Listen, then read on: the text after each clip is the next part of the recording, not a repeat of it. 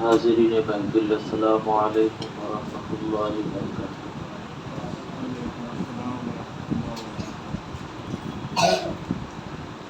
الحمد للہ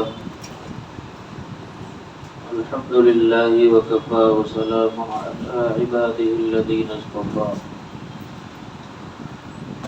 اما بعد فاعوذ باللہ من الشیطان الرجیم، بسم اللہ الرحمن الرحیم۔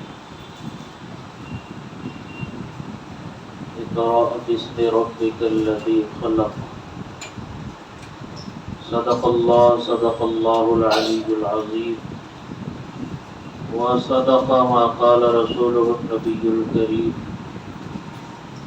ونحن على ذلك لمن الشاهدين والشاكرين، والحمد لله رب العالمين۔ آئیے ہم اور آپ مل کر انتہائی ادب اور احترام کے ساتھ آقائے دو جہاں سرور کائنات فخر موجودات جناب احمد مصطفیٰ محمد مصطفیٰ ارواحنا فدا صلی اللہ علیہ وسلم میں درود پاک پڑھیں۔ اللہم صلی علی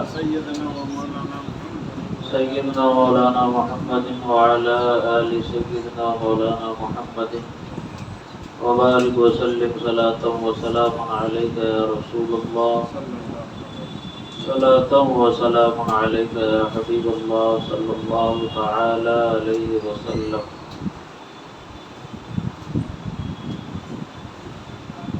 آج کی یہ 5ویں محفل پاک، جس میں ہم اور آپ سیرت نبوی سننے کے لیے اور سنانے کے لیے حاضر ہیں۔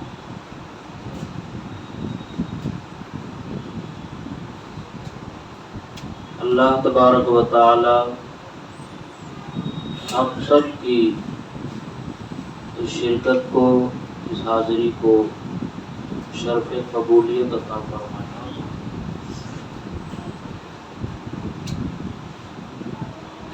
تسلسل کے ساتھ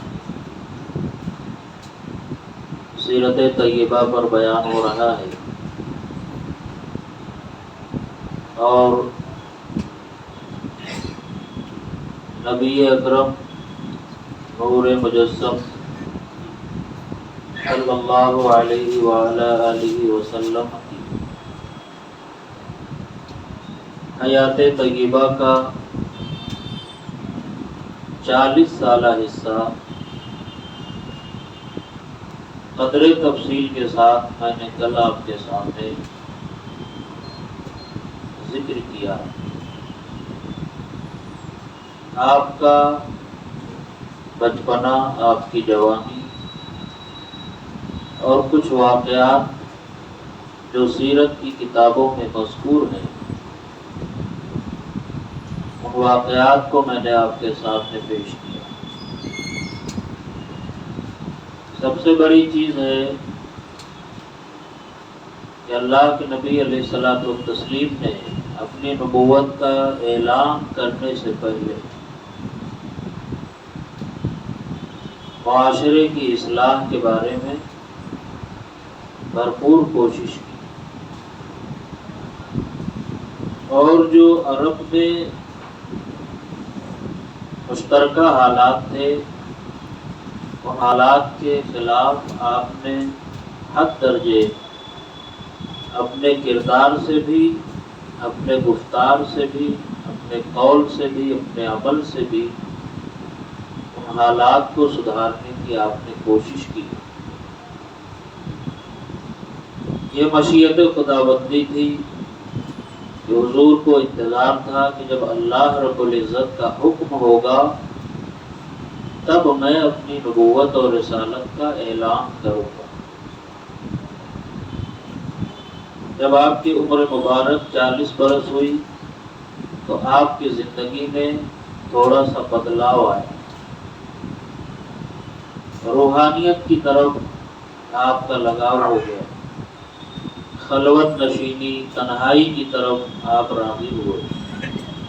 اکثر و بیشتر مکہ سے 3 میل کی دور پر ایک پہاڑی ہے جسے جبل حرا کہتے ہیں۔ حضور اکرم صلی اللہ علیہ وسلم 40 سال کی عمر مبارک میں اس پہاڑی میں ایک غار ہے جو اوپر کی طرف ہے، وہاں جا کر کے عبادت اور ریاضت میں مشغول ہوئے۔ اپنے گھر سے اتنا کھانا لے جاتے تھے، ضرورت بھر کا پانی لے جاتے تھے، اور جب ختم ہو جاتا تو کبھی واپس آ کے پھر سے لے کے جاتے، اور کبھی کبھار آپ کی بیوی حضرت خدیجہ رضی اللہ تعالی عنہا خود لے جا کر کے وہاں تک کھانا اور پانی پہنچا کے آیا کرتے۔ اسی غار حرا میں حسب معمول ایک دن عبادت میں مصروف تھے کہ اچانک ایک فرشتہ نمودار ہوا اور اس نے کہا اقرا، پڑھیے۔ تو حضور نے جواب میں کہا ما انا بقاری، میں پڑھنے والا نہیں۔ روایت میں ہے کہ فرشتے نے جب حضور سے یہ سنا کہ وہ کہہ رہے ہیں میں پڑھنے والا نہیں، بھائی اندر آپ لوگ کیوں بات کر رہے ہو؟ یہ غلط بات ہے نا۔ ہم یہاں اللہ کے نبی صلی اللہ علیہ وسلم کی سیرت بتا رہے ہیں، ہم حدیث بتا رہے ہیں، اور آپ لوگ وہاں اکٹھا ہو کے بات کر رہے ہو۔ مسجد کے آداب کا بھی خیال نہیں ہے کہ کہاں بیٹھے ہیں، ڈسٹرب بھی ہوتا ہے نا سامنے والے۔ درود پاک پڑھنا، اللہم صلی علی سیدنا مولانا محمد وبارک وسلم۔ ہاں بات کرنا ہے تو آپ ایسی جگہ جائیے جہاں سے میری نظر نہ جائے، کہ میں نہیں روکتا۔ یہاں بیٹھے ہیں تو حضور کا ذکر ہو رہا ہے، سنیے۔ فرشتے نے دوبارہ حضور کو اپنے سینے سے لگایا اور معانقہ کیا، جیسے ہم لوگ گلے ملتے ہیں، اور معانقہ کرنے کے بعد پھر سے کہا اقرا، پڑھیے۔ حضور نے پھر کہا ما انا بقاری، میں پڑھنے والا نہیں۔ تیسری مرتبہ پھر فرشتے نے حضور کو گلے سے لگایا اور پھر کہا اقرا بسم ربک الذی خلق، پڑھیے اپنے اس رب کے نام سے جس نے پیدا کیا۔ تیسویں پارے کی یہ سورت اور اس سورت کی یہ پہلی سورہ اقرا کی یہ پہلی 3 سے 4 آیتیں ہیں جو سب سے پہلے حضور اکرم صلی اللہ علیہ وسلم پر اللہ تبارک و تعالی نے نازل فرمائی۔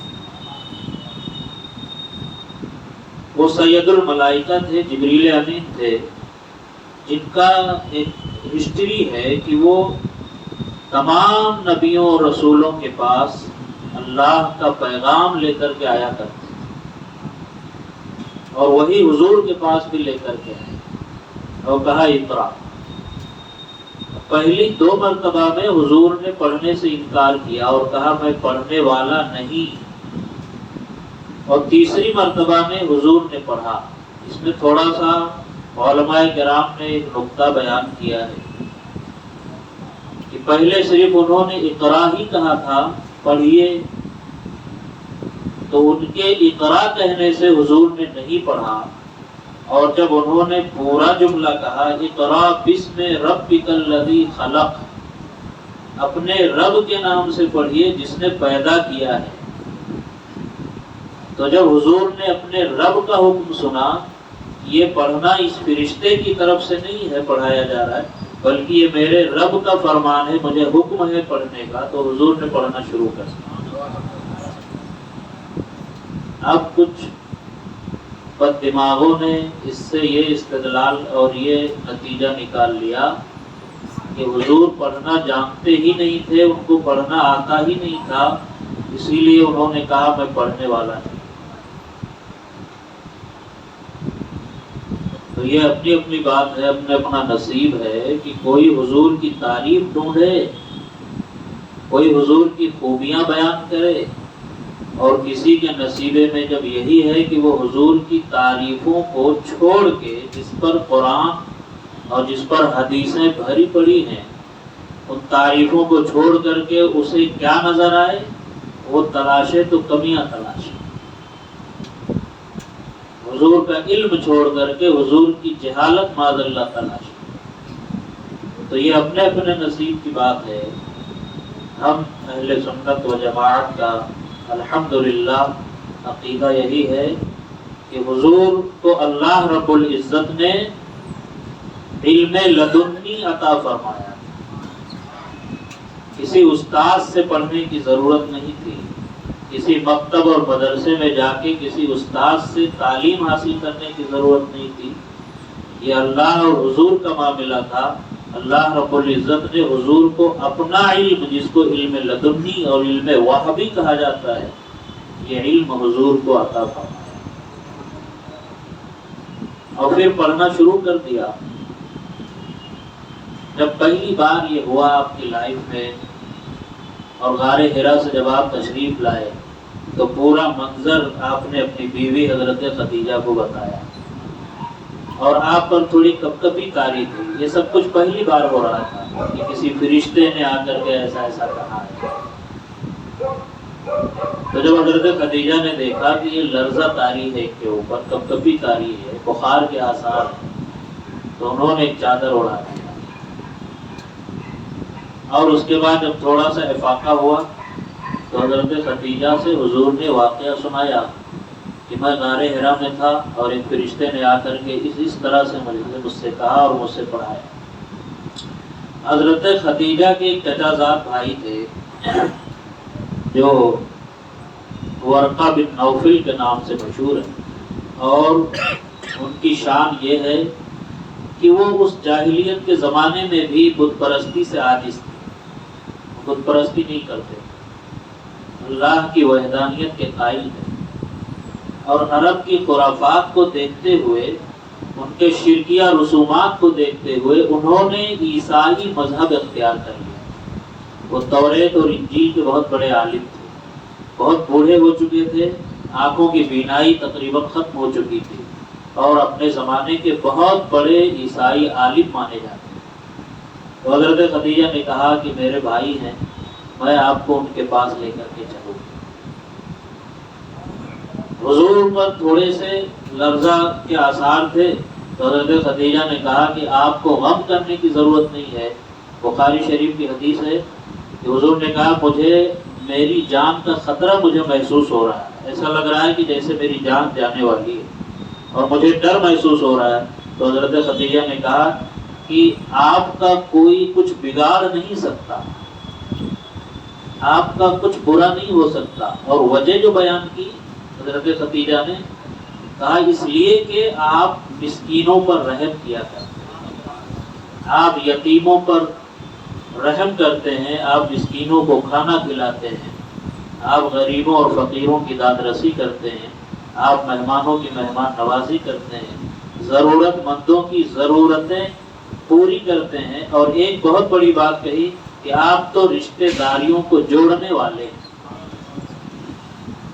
تو یہ جو خوبیاں آپ کے اندر ہیں یہ ایسی خوبیاں ہیں کہ ان کی بنیاد پر آپ کا کچھ بگڑ نہیں سکتا۔ اور پھر اپنے بھائی حضرت ورقہ ابن نوفل کے پاس لے کر کے گئیں اور ان سے پورا واقعہ اور پورا ماجرا بتایا، تو انہوں نے فوراً کہا یہ تو وہی فرشتہ ہے جو حضرت موسیٰ کے پاس آیا تھا۔ اپنے علم کی بنیاد پر، توریت کا علم تھا ان کے پاس، انجیل کا علم تھا، اس علم کی بنیاد پر انہوں نے کہا یہ تو وہی فرشتہ ہے جو حضرت موسیٰ کے پاس آیا کرتا تھا، اور وہیں پر بتایا کہ تمہارا معاملہ بہت بلند ہونے والا ہے، خود مکہ والے بھی تمہارے دشمن ہونے والے ہیں، اور ایک دن ایسا آئے گا کاش کہ میں اس وقت تک زندہ رہتا، تمہیں تمہارے شہر سے مکہ والے تم کو تمہارے گھر سے نکالنے والے ہیں، اور کاش میں اس وقت تک رہتا تو میں تمہاری مدد کرتا۔ بوڑھے ہو گئے تھے، ضعیف ہو گئے تھے۔ حضور وہاں سے تشریف لے آئے، پھر کچھ دنوں تک وحی نازل نہ ہوئی۔ وحی مطلب وہی قرآن کی جو پہلی 3 آیتیں نازل ہوئی، اقرا بسم ربک الذی خلق خلق الانسان من علق اقرا وربک الاکرم الذی علم بالقلم، تو یہ 3-4 آیتیں نازل ہونے کے بعد کچھ دنوں تک وحی کا سلسلہ بند تھا۔ اب حضور انتظار میں تھے کہ اللہ کا یہ جو پہلا فرمان آیا ہے اس کے بعد بھی کوئی حکم آئے، کوئی وحی نازل ہو، فرشتہ پھر مجھے دکھائی دے۔ منتظر تھے آپ کہ ایک دن آپ کسی بازار کی طرف جا رہے تھے تو اچانک پیچھے سے کسی نے پکارا یا محمد، پیچھے سے کسی نے آواز دی یا محمد، تو آپ نے پیچھے مڑ کر کے جب سر اٹھا کر کے پیچھے مڑ کر کے دیکھا تو کیا دیکھتے ہیں کہ وہی فرشتہ حضرت جبریل آسمان اور زمین کے درمیان کرسی پر جلوہ افروز۔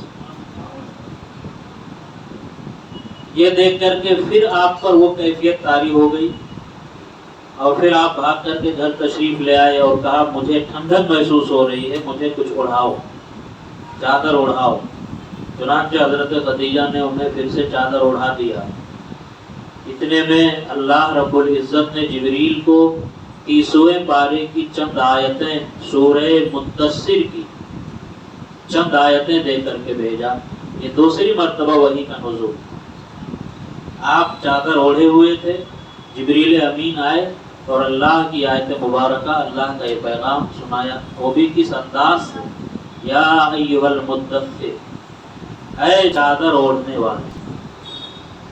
یہ نہیں کہا اللہ کا فرمان ہے، اور اللہ یہ نہیں کہتا ہے اے محمد، یہاں یا نبی بھی نہیں کہا کہ اے نبی اے رسول، بلکہ حضور کی اس وقت جو حالت تھی، جو کیفیت تھی کہ آپ چادر مبارک اوڑھے ہوئے تھے، اسی کیفیت اور اسی حالت سے اللہ نے حضور کو خطاب کیا اور فرمایا اے چادر اوڑھنے والے۔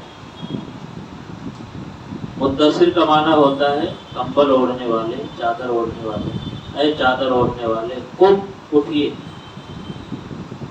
فانذر، اور لوگوں کو اللہ سے ڈرائیے، وربک فکبر، اور اپنے رب کی تکبیر بیان کیجیے، اپنے رب کی بڑائی بیان کیجیے، اپنے رب کی حمد و ثنا بیان کیجیے۔ وثیابک فطہر، اور اپنے کپڑوں کو پاک صاف رکھیے۔ والرجز فہجر، اور جو گندگی ہے بتوں کی ان سے دور رہیے، ان کو ترک کر۔ یہاں تک کہ یہ 4-5 آیتیں نازل ہوئی۔ اللہ نے فرمایا اٹھیے، قوم کو، لوگوں کو مجھ سے ڈرائیے، اور اپنے رب کی تکبیر اور بڑائی بیان کیجیے۔ حضرت خدیجہ وہیں پر موجود تھی جب یہ آیتیں سورہ مدثر کی اتر رہی تھی، اور حضور نے جب حضرت خدیجہ کو یہ آیتیں سنائی سب سے پہلی مرتبہ، وَرَبَّكَ فَكَبِّرْ، تو جانتے ہو سب سے پہلے اللہ اکبر کہنے والی ذات اس ربک فکبر کے جواب میں، کہ حضور کو حکم تھا کہ اپنے رب کی بڑائی بیان کیجیے، تو سب سے پہلے اللہ اکبر کہنے والی حضرت خدیجہ۔ حکم کیا تھا؟ اپنے رب کی بڑائی بیان کرو، اللہ کی باقی بولو، اللہ کی حمد بیان کرو۔ تو حضرت خدیجہ نے اللہ اکبر کہا۔ تو یہ جو جملہ ہے نا اللہ اکبر، یہی نعرے میں لگتا ہے۔ نعرے تکبیر جب بولتے ہیں تو جواب میں کیا ہوتا ہے؟ اللہ اکبر۔ گویا کہ سب سے پہلے اسلام میں نعرہ لگانے والی جو شخصیت اور ذات ہے وہ حضرت خدیجہ کی۔ وَرَبَّكَ فَكَبِّرْ وَثِيَابَكَ فَطَهِّرْ، اور اپنے کپڑے کو صاف رکھیے، وَالرُّجْزَ فَاهْجُرْ۔ ابھی چونکہ ان آیتوں میں حضور کو اسلام کی تبلیغ کا تو حکم ہوا، مگر علی الاعلان نہیں ہوا تھا۔ یہ حکم نہیں تھا کہ لوگوں میں بیان کیجیے، علی الاعلان بیان کیجیے کہ میں اللہ کا رسول ہوں۔ اسی حکمت کے پیش نظر حضور نے 3 سال تک خفیہ طریقے سے، رازدارانہ طریقے سے، چپکے آپ نے لوگوں کے درمیان اسلام کی تعلیمات کو پہنچایا، خاص طور سے ان لوگوں کو قائل کیا جن سے آپ کی دوستیاں تھیں۔ حضرت ابو بکر صدیق ہو گئے، آپ کے گھر والے جو تھے، جو آپ کے قریبی تھے، آپ کی بیوی حضرت خدیجہ ہو گئی، آپ کے گھر میں پلنے بڑھنے والے حضرت علی ہو گئے، آپ کے غلام حضرت زید ابن حارثہ ہو گئے۔ یہ وہ شخصیتیں تھیں جو آپ کے قریب تھی، تو آپ نے ان کے درمیان اسلام کی تبلیغ کی اور کہا میں اللہ کا رسول ہوں۔ ان لوگوں نے مانا بھی، قبول کیا، مگر یہ سلسلہ صرف اور صرف تنہائی میں ہوا کرتا تھا، کیونکہ مکہ کے کافروں کے بارے میں سب کو معلوم ہے کہ وہ اس چیز کو قطعاً برداشت نہیں کر سکتے تھے۔ اس لیے مصلحت کے تحت نبی اکرم صلی اللہ علیہ وسلم نے 3 سال تک خفیہ طریقے سے اسلام کو لوگوں تک پہنچایا۔ 3 سال کے بعد جب اللہ تبارک و تعالی نے یہ آیت کریمہ نازل فرمائی وَأَنذِرْ عَشِيرَتَكَ الْأَقْرَبِينَ، اے محبوب آپ اپنے قریبی رشتہ داروں اور خاندان والوں کو بھی ڈرائیے، ان کے درمیان بھی اسلام کی تبلیغ کیجیے۔ تو اللہ کے نبی نے وہی صفا جو پہاڑی ہے نا، صفا مروہ، اسی صفا پہاڑی پر آپ کھڑے ہو گئے اور آپ نے قریش کا نام لے کر کے اعلان فرمایا یا معشر قریش، اے قریش کی جماعت ادھر آؤ۔ تو قریش کے جتنے لوگوں نے سنا، کیونکہ وہ لوگ حضور کو صادق اور امین مانتے تھے، حضور کی دیانتداری کے قائل تھے، حضور کی سچائی کے معترف تھے، حضور کے کیریکٹر اور کردار کی تعریفیں کرنے والے تھے، مانتے تھے کہ اگر انہوں نے بلایا ہے تو کسی اہم کام کے لیے بلایا ہوگا۔ جب قریش کے سارے لوگ آ گئے تو حضور نے کہاں سے شروع کیا؟ یہ علی اعلان پہلی تبلیغ تھی۔ پہلی مرتبہ حضور اپنی نبوت و رسالت کا چرچا کرنے جا رہے تھے لوگوں کے درمیان، اور حضور کو یہ بھی معلوم تھا کہ میرے اس اعلان کے بعد پھر منظر کیا ہونے والا ہے اور کتنے لوگ اس کو ایکسپٹ کرنے والے ہیں اور کتنے لوگ میرے دشمن ہونے والے ہیں۔ سب کچھ معلوم ہونے کے باوجود نہ کوئی خوف ہے، نہ کوئی ڈر ہے، نہ کسی قسم کی کوئی الجھن ہے، اور آپ لوگوں کو اکٹھا کرتے ہیں اور صفا پہاڑی پر کھڑے ہو کر کے آپ نے فرمایا اگر میں کہوں کہ اس پہاڑی کے پیچھے ایک لشکر ہے اور وہ تم پر حملہ کرنے والا ہے تو کیا تم مانو گے؟ تو قریش کے لوگوں نے کہا کہ آپ نے کہا ہے تو ہم مانیں گے، کیونکہ آپ جھوٹ نہیں بولتے، آپ سچ بولنے والے ہیں۔ تو حضور نے فرمایا تب مجھے اتنا سچا جانتے ہو، میری بات پر اتنا بھروسہ ہے، تو سنو میں اللہ کا رسول ہوں، تمہارا رب ہے، ایک اللہ ہے، دیگر اس کے علاوہ کوئی نہیں ہے، تم ایک اللہ کی عبادت کرو، اور میں اللہ کا رسول ہوں، میں تمہاری ہدایت کے لیے بھیجا گیا ہوں۔ سب سے پہلے جو اعلان رسالت اور نبوت اور اعلان توحید آپ نے فرمایا ان کافروں کے سامنے، قریش کے سرداروں کے سامنے، تو جانتے ہو وہی جتنے لوگ تھے جو حضور کی سچائی کے بھی قائل تھے، حضور کی دیانتداری کے بھی قائل تھے، اور پہلے سے وعدہ کر چکے تھے کہ آپ کہیں گے تو سچ ہی کہیں گے، لیکن جب انہوں نے سنا کہ یہ تو ہمارے دین کے خلاف بات ہو رہی ہے، یہ تو ہماری روایت کے خلاف بات ہو رہی ہے، یہ تو ہم برسوں سے جن نہ جانے کتنے خداؤں کی جو ہم عبادت کرتے آ رہے ہیں اس کے خلاف ایک نیا دین آ رہا ہے، تو کسی نے ایکسپٹ نہیں کیا، اور سارے کے سارے لوگ وہاں سے حضور کو برا بھلا کہتے ہوئے واپس ہو گئے۔ خاندان والے بھی تھے، ابو لہب بھی تھا، ابو جہل بھی تھا، سب لوگ تھے، سب لوگ واپس ہو گئے، اور حضور پھر بھی مایوس نہ ہوئے۔ آپ نے اللہ کا وہ حکم سنا دیا کہ اللہ کا حکم تھا انذر عشیرتک الاقربین، کہ اے محبوب آپ اپنے قریبی لوگوں میں، خاندان کے لوگوں میں، قریش کے لوگوں میں اللہ کے بارے میں، اللہ کی توحید کے بارے میں بتائیے۔ حضور نے بتا دیا انجام کیا ہوا کہ اس وقت تو کسی نے قبول نہیں، سب چلے گئے۔ پھر حضور کیا کرتے، چونکہ حکم ہو چکا تھا، کچھ دنوں کے بعد یہ آیت کریمہ نازل ہو گئی، فاصدع بما تؤمر واعرض عن المشرکین۔ اے محبوب، اب آپ کو اسلام کی تبلیغ کے لیے کسی رازداری کی، کسی تنہائی کی ضرورت نہیں ہے، اور کسی سے ڈرنے کی، کسی سے خوف کھانے کی بھی ضرورت نہیں ہے۔ فاصدع بما تؤمر، جس کا حکم آپ کو دیا جا رہا ہے اس کو اب علی الاعلان بتائیے لوگ۔ اللہ کا یہ تیسرے اسٹیپ پر حکم آتا ہے۔ آپ تبلیغ کا یہ تینوں دور اپنے ذہن میں رکھیں۔ پہلا دور جو تھا وہ خفیہ طریقے سے تھا، 3 سال تک حکمت اور پلاننگ کے ساتھ۔ دوسرا جو دور شروع ہوا وہ صرف قریش کے لوگوں میں تھا، خاندان کے لوگوں میں تھا۔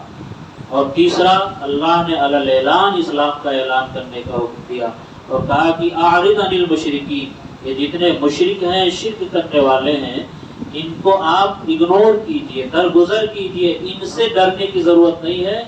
آپ کو جس چیز کا حکم دیا جا رہا ہے آپ اس کا اعلان کیجئے۔ تو پھر حضور نے کیا کیا معلوم ہے؟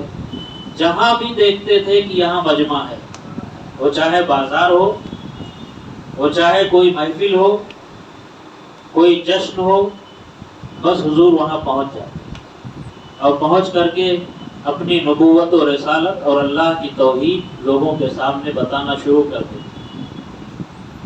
تو اس کا نتیجہ کیا ہوتا تھا کہ وہ لوگ سنتے تھے اور مذاق بنا کر کے اور نہ جانے کیسے کیسے الفاظ کہہ کر کے آگے بڑھ جایا کرتے۔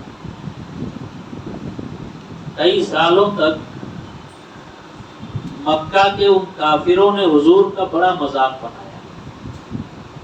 جب کبھی آپ بازار میں جاتے اور وہاں پر دعوت اسلام پیش کرتے تو آپ کا ایک چچا تھا ابو لہب، جیسے دیکھتا کہ یہ بازار گئے ہیں پیچھے سے ساتھ میں ہو لیتا، اور جیسے ہی بازار والوں کے پاس پہنچتا تو پیچھے سے یہ دھول اٹھاتا اور حضور کے اوپر پھینکنا شروع کرتے، اور جیسے ہی حضور کہتے کہ تم لوگ اسلام لے آؤ، ایک خدا کی عبادت کرو، اللہ وحدہ لا شریک کی عبادت کرو، ان بتوں کو چھوڑ دو، یہ سب جیسے آپ کہنا شروع کرتے وہ اتنی تیز آواز میں شور مچاتا کہ حضور کی آواز لوگوں تک پہنچتی بھی۔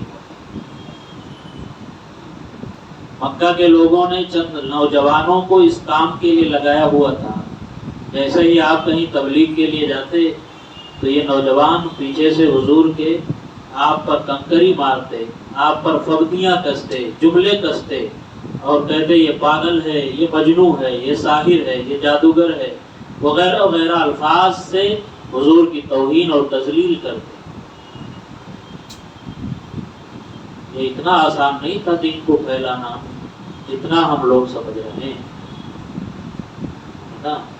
یہ دین بہت مشکل سے ہم تک پہنچا ہے، حضور نے اس کے لیے بہت برداشت کیا ہے۔ یہ مکہ کے سردار جو تھے، بڑے بڑے رئیس مالدار لوگ، انہوں نے حضور اکرم صلی اللہ علیہ وسلم کو تکلیف پہنچانے میں کوئی کسر باقی نہ رکھی۔ قرآن پاک کی آیتیں جیسے ہی حضور پڑھنا شروع کرتے تو وہ اس ڈر سے کہ کہیں یہ آیتیں ہمارے کانوں میں چلی نہ جائیں، اپنے ہاتھوں کی انگلیوں کو اپنے کانوں میں ڈال لیتے اور کہتے تھے کہ یہ جادو کی کتاب پڑھ رہے ہیں، اگر یہ کانوں میں چلی گئی تو ہمارا دل بھی پھر جائے گا۔ وہ کسی کو سننے ہی نہیں دیتے تھے۔ بڑی محنت اور مشقت کے بعد چند لوگ اسلام کے قائل ہوئے اور پھر ظلم و ستم کا ایک دور شروع ہوا۔ وہ ایسا دور کہ جس میں حضور کو بھی اور حضور پر جو چند لوگ ایمان لائے تھے ان لوگوں کو بھی بے انتہا ظلم اور ستم کا نشانہ بنا۔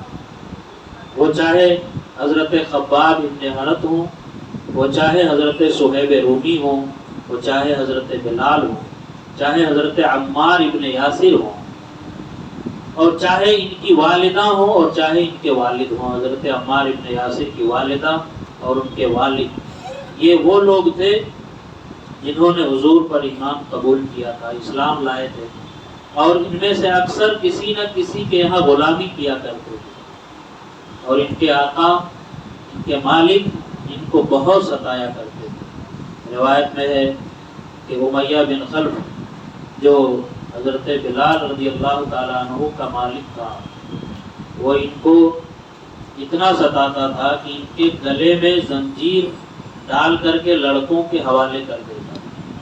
وہ لڑکے ان کو گرم گرم ریت پر گھسیٹتے تھے اور ان کو گھماتے تھے۔ وہ عرب کی ریت جو گرم اور سخت شدید گرم ہوتی ہے اس پر لیٹاتے تھے اور سینے کے اوپر پتھر رکھ دیا تھا تاکہ یہ ہل نہ پائیں۔ حضرت عمار ابن یاسر اور حضرت خباب ابن عرب یہ سابقین اولین مسلمانوں میں سے ہیں۔ ان پر ان کے دشمنوں نے اس طرح سے ظلم و ستم کیا کہ ان کو کبھی چٹائیوں میں لپیٹ کر کے اور منہ والے طرف سے دھواں ڈالا جاتا تھا تاکہ ان کی سانس رک جائے، کبھی ان کو کوئلے کے انگار پر رکھ دیا جاتا تھا، یہاں تک کہ ان کے جسموں سے نکلنے والی پگھلنے والی چربی سے وہ آگ بجھ جایا کرتی۔ امیہ بن خلف حضرت بلال رضی اللہ تعالی عنہ کے سینے پر پیر رکھ کر کے کھڑا ہو جاتا تھا اور اتنی تیزی کے ساتھ دباتا کہ آپ کی زبان باہر ہو جاتی اور کہتا کہ اللہ احد کہنے سے باز آ جاؤ، ایک اللہ کی عبادت نہ کرو، اپنے پرانے دین کی طرف پلٹ آؤ۔ مگر سخت تکلیف اور مصیبت برداشت کرتے ہوئے ان کی زبان پر یہی ہوتا تھا، اللہ احد، اللہ احد، اللہ ایک ہے، اللہ ایک۔ خود نبی پاک صلی اللہ علیہ وسلم کو بھی ان لوگوں نے بے پناہ ظلم و ستم کا نشانہ بنایا۔ حرم پاک میں آپ نماز پڑھ رہے تھے، عقبہ بن ابی معیط نام کا ایک شخص آیا اور اس نے ایک رسہ حضور کے گردن میں ڈال کر کے پیچھے سے کھینچ لیا اور حضور کو اس پر سخت غصہ آیا، سخت تکلیف بھی ہوئی۔ ایک مرتبہ آپ نماز پڑھ رہے تھے، ابو جہل آیا اور اس نے کہا اچھا موقع ہے، یہ سجدے میں ہے اور کوئی جا کر کے اونٹ کی اوجھڑی لے کر کے آئے۔ وہی عقبہ بن ابی معیط ہو گیا، اونٹ کی بڑی سی اوجھڑی لے کر کے آیا اور حضور کے جسم مبارک پر، آپ سجدے کی حالت میں تھے، پیٹھ پر لا کر کے رکھ دیا۔ حضرت فاطمہ اس وقت چھوٹی تھی، انہوں نے دیکھا تو وہ آئیں اور انہوں نے پھر اس کو ہٹایا۔ حضور کو بڑا تکلیف، بڑی تکلیف ہوئی، بڑا رنج ہوا، اور وہیں پر آپ نے اپنے ہاتھوں کو اٹھا کے دعا مانگی، اللہم علیک بالقریش، اے اللہ قریش کو تو پکڑ لے، قریش پر عذاب نازل کر، قریش کی گرفت فرما۔ چنانچہ یہ جتنے دشمنی میں آگے تھے، ابو جہل ہو، ابو لہب ہو، جنہوں نے بھی حضور اکرم صلی اللہ علیہ وسلم کو اور آپ کے ان چند جانثاروں کو تکلیف دینے میں کوئی کسر باقی نہ رکھی، ان کے خلاف حضور کی جو دعا ہوئی وہ دعا جنگ بدر میں رنگ لائی۔ ایک صحابی کہتے ہیں کہ جن جن کا نام لے کر کے حضور نے دعا کیا تھا، سارے کے سارے لوگوں کی لاشیں پڑی تھی جنگ بدر۔ نبی اکرم صلی اللہ علیہ وسلم چلتے تو راستے میں کانٹے بھی بچھاتے تھے، اور کبھی آپ کو مجنون کہا جاتا تھا۔ یہ وہ باتیں نہیں ہیں کہ کوئی ہمدردی ظاہر کرنے کے لیے آپ کے سامنے بتایا جا رہا ہے۔ قرآن پاک کی آیتیں پڑھیے، اس میں لکھا ہوا ہے، 29ویں اور 30ویں پارے میں یہ موجود ہے، ما انت بنعمت ربک بمجنون، نون والقلم وما یسطرون، قسم ہے قلم کی اور قسم ہے اس کے لکھنے کی، اے محبوب آپ اپنے رب کے فضل سے مجنون نہیں ہیں۔ اللہ نے اس چیز کا رد فرمایا کیونکہ وہ لوگ حضور کو مجنون کہتے تھے، حضور کو پاگل کہتے تھے، حضور کو ساحر اور جادوگر کہتے تھے۔ اللہ نے فرمایا نہیں، آپ تو ایسا نہیں ہے اللہ کے فضل سے، انک لعلی خلق عظیم، آپ کا تو اخلاق بہت پیارا ہے، بہت بلند ہے، آپ تو بہت عظیم رتبے پر فائز ہیں۔ اور خاص طور سے یہ ولید بن مغیرہ وغیرہ، یہ جو لوگ آپ کو مجنون وغیرہ کہا کرتے تھے، جو لوگ آپ کو نسبی اور لفاظی اور اس طرح سے جملوں کے ذریعے حضور کو تکلیف دیتے تھے، اللہ رب العزت نے ان کی سزائیں قرآن پاک میں بیان فرمائی۔ ابو لہب کو دیکھ لیجیے، حضور کے بارے میں جب حضور نے کہا کہ میں اللہ کا رسول ہوں تو اس نے کہا کہ محمد کے لیے تباہی، تبت لک یا محمد۔ اب آپ ذرا غور کریں، سورہ تبت یدا اپنے ذہن پہ رکھیں، سب کو یاد ہوگا تقریباً۔ اس پوری سورت کا منظر دیکھیں، حضور نے کہا کہ میں اللہ کا رسول ہوں لوگوں کے سامنے، تو اس نے کہا تبت لک یا محمد، اے محمد تمہارے لیے تباہی ہو۔ تباہی سے مراد یہاں ہے کہ تمہارے ہاتھ پیر ٹوٹ جائیں، تم تباہ و برباد ہو جاؤ۔ چچا ہو کر کے حضور کے بارے میں ایسا کہہ رہا تھا، تو اللہ رب العزت نے سورت مبارکہ نازل فرمائی، تبت یدا ابی لہب۔ حضور کے ہاتھ پیر تو نہیں ٹوٹیں گے، حضور کے لیے تباہی تو نہیں ہوگی، مگر اے ابو لہب تیرے دونوں ہاتھ ٹوٹ جائیں۔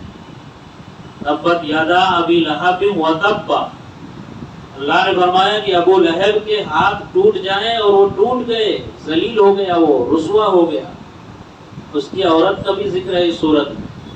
اس کی عورت کا کیا کام تھا معلوم ہے؟ حمالۃ الحطب تھی، وہ لکڑی ڈھونے والی، لکڑیاں لا کر کے اور بازاروں میں یا دکانوں میں بیچا کرتی تھی، اس کا پیشہ تھا۔ اور اس کا پس منظر ہے کہ اس کے گردن میں ایک رسی ہوتی تھی، جس رسی سے وہ لکڑیوں کو باندھا کرتی تھی، یعنی لکڑیوں کو باندھ کر کے پھر وہ رسی اپنے گلے میں ڈالتی تھی اور چلتی تھی۔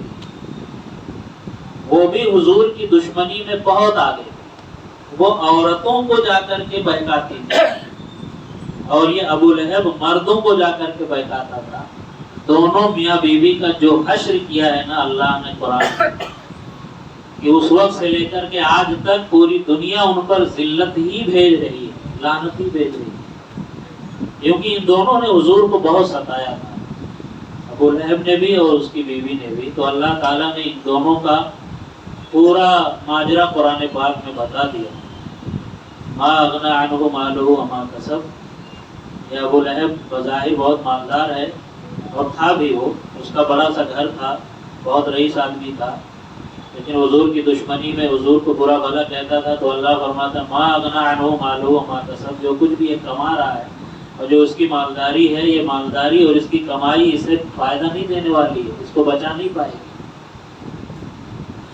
سیصلی نارا ذات لہب، اس کا انجام بھی اللہ نے بتایا کہ ان قریب یہ جہنم والی آگ سے ملنے والا ہے، جانے والا ہے، ان قریب یہ جہنم میں جانے والا ہے، ایسی آگ میں جانے والا ہے جو شعلہ ہے، بھڑک رہی ہے۔ لہب کے معنی بھڑکتی ہوئی آگ، اور اس کو ابو لہب اسی لیے کہتے ہیں کہ اس کا چہرہ بہت چمکدار تھا، بہت گورا تھا، یہ بہت چٹا تھا، تو اس کی خوبصورتی کی وجہ سے کہہ لیجئے، اس کے گورے پن کی وجہ سے لوگ اس کو ابو لہب کہا کرتے تھے، یعنی اس کی چمک کو آگ سے تشبیہ دے کر کے کہتے تھے یہ تو بالکل آگ دکھتا ہے۔ تو اللہ تبارک و تعالیٰ نے اس کے اس گھولیے کو بھی ایسی چیز سے تشبیہ دے دیا کہ یقیناً یہ آگ جیسا ہی دکھتا ہے اور آگ میں ہی جانے والا ہے۔ یہ ابو لہب ہے جو لہب سے ملنے والا ہے، یہ ابو لہب ہے شعلے والا، شعلے سے ملنے والا، یعنی جہنم کی آگ سے ملنے والا ہے۔ وامرأتہ حمالۃ الحطب، اور اس کی بیوی کا بھی اللہ تعالیٰ نے پورا بخیہ اور پورا اس کا انجام بتا دیا کہ اس کی جو بیوی ہے نا، وہ جو لکڑیاں ڈھونے والی ہے، حمالۃ الحطب فی جیدہا حبل من مسد، اس کے گردن میں رسی ہے، بندھی ہوئی رسی ہے، اور وہ رسی کہہ کر کے اللہ نے یہ فرمایا کہ یہ دونوں حضور کی گستاخی میں اور حضور کی توہین میں، چونکہ ابتدا سے ہی بہت آگے بڑھے ہوئے تھے اور یہ چاہتے تھے کہ حضور معاذ اللہ تباہ و برباد ہو جائیں، لیکن اللہ رب العزت نے حضور کی عزت اور حضور کی پاک دامنی اور حضور کی عظمت کو درجوں بڑھایا، اور ان کے دشمنوں، ان کے مخالفین کا یہ انجام ہوا کہ قرآن پاک میں صبح قیامت تک ان کی خرابی اور ان پر لعنت بھیجی جاتی رہے گی. ان کی خرابیاں لوگ پڑھیں گے اور جانتے رہیں گے کہ ابو لہب کون تھا اور اس کی بیوی کون تھی. نبی اکرم صلی اللہ تعالی علیہ وسلم کی دشمنی رکھنے والے آپ کے خاندان میں سے بھی بہت سے لوگ تھے، ابو جہل، ابو لہب اور دیگر. تو ان لوگوں نے جب دیکھا، قریش نے جب دیکھا کہ ہم ان کو اور ان کے ماننے والوں کو مسلسل ظلم و ستم میں گرفتار کر رہے ہیں مگر یہ لوگ باز نہیں آ رہے، کوئی مرتد نہیں ہو رہا ہے، جو ایک بار اسلام لا رہا ہے چاہے جتنا مارا جائے اس کو. ارے بڑے بڑے لوگوں نے مار کھائی، آپ کو معلوم ہے. حضرت عثمان غنی ایمان لائے، ان کے چچیروں نے ان کو مارا. حضرت ابو بکر ایمان لائے جبکہ مالدار آدمی تھے، حرم پاک میں ان کی لڑائی ہوئی، کافروں سے مٹ بھیڑ ہوئی اور اس میں بھی ان کو زخم آئے. بہت سے صحابہ کرام جو شروع میں ایمان لائے ان کو بہت ستایا گیا اور بہت مارا گیا، بڑی تکلیفیں جھیلی انہوں نے. تو یہ لوگ قریش کے یہ سردار، انہوں نے جب دیکھا کہ اتنا مارنے کے باوجود، اتنا ظلم و ستم ڈھانے کے باوجود بھی یہ لوگ ایمان سے پھر نہیں رہے ہیں، مرتد نہیں ہو رہے ہیں، تو لاؤ تھوڑا سا صلح سمجھوتا کر کے دیکھا جائے. چنانچہ عتبہ نام کا شخص حضور کی بارگاہ میں آیا اور آپ کو پکڑ کر کے سائیڈ میں لے گیا اور لے جا کر کے آپ کے کان میں کہا کہ آپ جو ہے اپنی اس حرکت سے اور اپنی اس دعوت سے باز آ جائیے.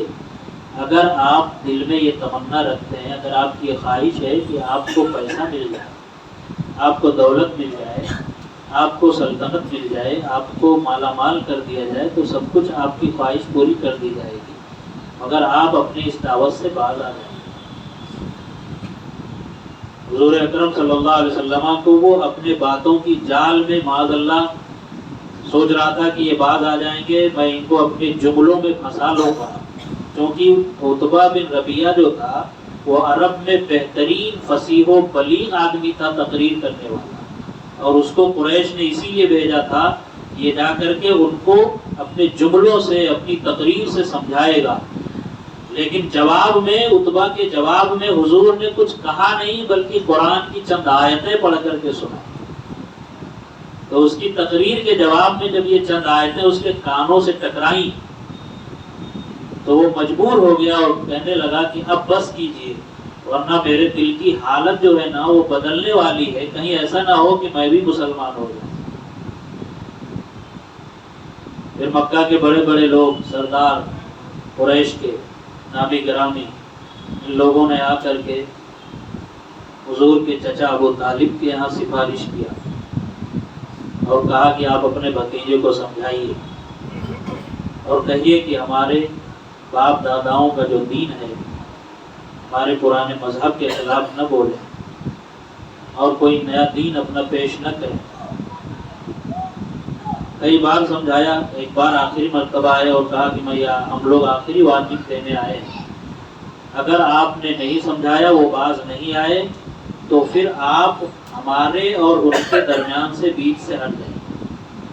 ابو طالب چونکہ قریش کے سردار تھے اور کعبہ کے متولی تھے، ان کا بڑا روب و دبدبہ تھا، بنو ہاشم کے سب سے بڑے آدمی تھے، خاندان بنو ہاشم کے، تو اس لیے قریش کے لوگ بھی ان کا ادب و احترام کرتے تھے اور وہ جانتے تھے کہ ان کے رہتے ہوئے ہم محمد سے لڑائی نہیں کر سکتے. اسی لیے آ کر کے بات کیا اور کہا کہ آپ بیچ سے ہٹ جائیے، ان کو ہمارے حوالے کیجیے، ہم ان سے نپٹ لیں، اور اگر آپ بیچ میں رہیں گے تو پھر آپ بھی آئیے ہمارے مقابلے میں، ہم آپ سے بھی لڑنے کے لیے تیار ہیں. جب یہ سچویشن پیدا ہوئی اور قریش کے لوگوں نے بڑے سخت لہجے میں، بڑے سختی کے ساتھ جب ابو طالب کے یہاں آ کر کے یہ پرپوزل رکھا تو ابو طالب نے حضور کو بلایا اور کہا کہ بھتیجے اپنی اس دعوت کو کچھ دن کے لیے بند کر دو، کچھ دن کے لیے خاموش ہو جاؤ. حکمت کے تحت کچھ دن کے لیے یہ سلسلہ رک جانا چاہیے، کیونکہ قریش کے لوگ جو آئے تھے ان کی نگاہوں میں نے دیکھا، ان کی آنکھوں میں نے دیکھا کہ وہ شدت کے ساتھ دشمنی پر آمادہ ہیں اور وہ لڑنے کے لیے تیار ہیں. اور میں نہیں چاہتا ہوں کہ میرے رہتے ہوئے تمہارے اوپر کچھ ہو اور تم کو کچھ وہ لوگ برا بھلا کہیں یا کوئی ظلم و ستم کرے. تو حضور نے فرمایا، اور یہ جملہ تاریخ اسلام میں محفوظ ہے، ایسے سچویشن میں بھی جبکہ ایک اکیلا کفیل حضور کی کفالت کرنے والے وہ تنہا ابو طالب، نہ حضور کے والد ہیں نہ حضور کے دادا ہیں، اور چچاؤں میں سے اکثر دشمن ہیں، اور یہی ہے کہ جن کی کفالت میں ہے حضور پاک صلی اللہ علیہ وسلم. اب یہ بھی کہہ رہے ہیں کہ اسلام کی تبلیغ بند کر دیجیے. تو حضور نے ابو طالب کے اس جملے پر آپ نے جو جواب دیا نا، وہ جواب سنہرے الفاظ سے لکھا ہوا ہے. اور حضور نے ارشاد فرمایا، چچا جان آپ کے احسانات بہت زیادہ ہیں ہمارے اوپر، لیکن یہ جو جملہ ہے کہ میں تبلیغ اسلام بند کر دوں، خدا کی قسم اگر قریش میرے ایک ہاتھ پر سونے کا پہاڑ رکھ دیں، دوسرے ہاتھ پر چاندی کا پہاڑ رکھ دیں، تب بھی میں اس دولت کی وجہ سے میں اسلام کی تبلیغ بند نہیں کر سکتا. اگر وہ مجھے دولت دے کر کے مجھے خاموش کرنا چاہتے ہیں تو ہرگز نہیں ہو سکتا. اور اگر وہ جان کی دھمکی دے رہے ہیں تو بخاری شریف کی حدیث ہے، حضور فرماتے ہیں کہ یہ جب تک یہ گلا سلامت ہے، جب تک حلقوم سلامت ہے، جب تک یہ گردن سلامت ہے، اس وقت تک میں اپنی اسلام کی تبلیغ سے باز نہیں آ سکتا. اور آپ کو بیچ میں رہنا ہے تو رہیے، ورنہ آپ کو بھی اختیار ہے. اللہ رب العزت میرا حامی ہے، میرا مددگار ہے. چچا کو بھی کنارے کر دیے، مگر چونکہ ابو طالب کو بڑی محبت تھی، انہوں نے کہا نہیں، میں تمہارا ساتھ کبھی نہیں چھوڑ سکتا، اور اپنے ہوتے ہوئے تم پر ظلم و ستم بھی نہیں ہونے دوں گا. پھر ایک میٹنگ ہوئی دار الندوہ. دار الندوہ کا معنی ہوتا ہے مشورہ کرنے کا گھر، میٹنگ ہال. بڑے بڑے لوگوں نے میٹنگ کیا اور ایک آخری فیصلہ لینے کے لیے اکٹھا ہوئے، اور اس میں سارے لوگوں نے اپنی اپنی بات رکھی. کہا کہ ہم نے ان کو بہت پریشان کیا، وہ باز نہیں آئے. ہم نے ان کو مارا بھی، وہ باز نہیں آئے. ان کے راستے میں کانٹے بچھائے، پھر بھی باز نہیں آئے. ان کے جانثاروں کو طرح طرح کی تکلیفیں دی، پھر بھی نہیں باز آئے. تو اب آخری جو حل ہے وہ یہ ہے کہ ان کا قتل کر دیا جائے، ان کا کام تمام کر دیا جائے. وہ ظاہر ہے کہ اس دار الندوہ میں جہاں ابو جہل، ابو لہب اور دیگر بہت سارے سرداران قریش تھے، وہیں ابلیس بھی موجود تھا. اور اسی نے ان لوگوں کو ان کے حساب سے ایک بہترین مشورہ دیا اور کہا کہ اگر کسی قبیلے کا ایک آدمی ان کو قتل کرے گا تو بنو ہاشم والے اس سے بدلہ لیں گے، اس کے خلاف اٹھ کھڑے ہوں گے. اس لیے بہتر ہے کہ ہر قبیلے کا ایک ایک آدمی آئے اور سارے لوگ مل کر کے ان کو قتل کریں، تاکہ بنو ہاشم تمام قبیلے والوں سے اکیلے تنہا بدلہ نہ لے سکیں. یہی صورت پارلیمنٹ میں پاس ہو گئی، اور یہ ہوا کہ اب ان کو قتل کرنا ہے. اور اسی قتل کے پیش نظر وہ واقعہ جو ہجرت کا واقعہ ہے، میں انشاءاللہ تعالی اس پر روشنی ڈالوں گا. یہاں تک جو کچھ بیان ہوا اس سے صاف ظاہر ہے کہ نبی اکرم صلی اللہ علیہ وسلم کی زندگی کا یہ 46-47 سال کا جو حصہ ہے، اس میں سے 40 سال کے بعد جب اعلان نبوت کے بعد کا جو حصہ ہے، یہ حصہ بڑا دردناک ہے اور یہ بڑی مشقت اور ظلم و ستم سے پر ہے.